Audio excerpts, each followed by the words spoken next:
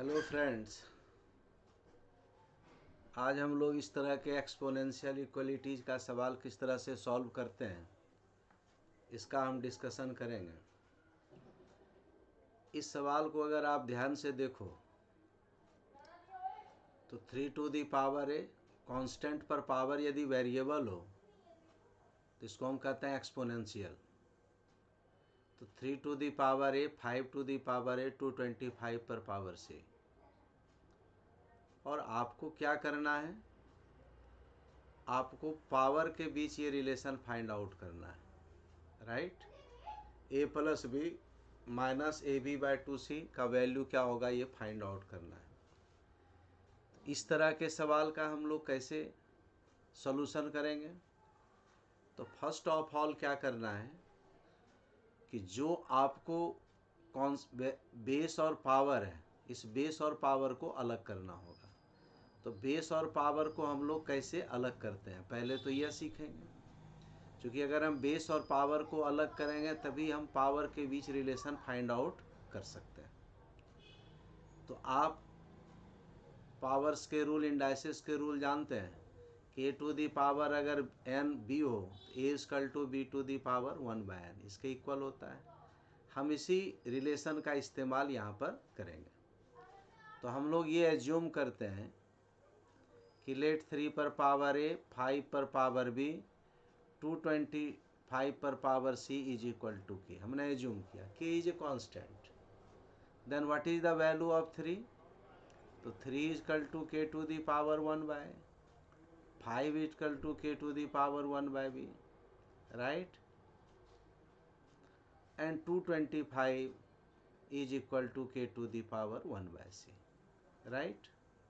अब आपको क्या करना है कि ये जो बेस है 3, 5 और 225, इसके बीच एक रिलेशन को जज करना है। तो इसके लिए सबसे आसान तरीका है कि आप 225 का प्राइम फैक्टर में ब्रेक कर दो। 225 का प्राइम फैक्टर में ब्रेक करो, क्या आएगा?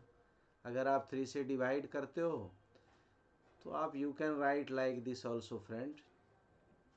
आप इसको इस तरह से लिख सकते हो, 3 7 जा 25, फिर 3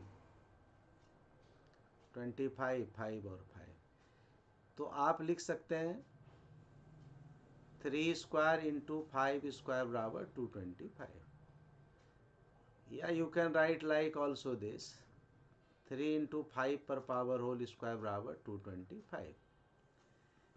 अब उसके बाद 3, 5 और 225 का ये जो रिलेशन है आप उसको यहाँ पर क्या करोगे, पुट कर दोगे। तो इसको आप पुट करोगे तो क्या आएगा, 3 इक्वल टू क्या है, के टू दी पावर 1/5 के to the power 1/b, power 2 equal to 225 पर पावर 1/c। देन के बेस इक्वल, देन पावर को हम क्या करेंगे, ऐड कर देंगे, बराबर 225, सॉरी यहाँ पर हम लिखेंगे के to the power 1/c, right.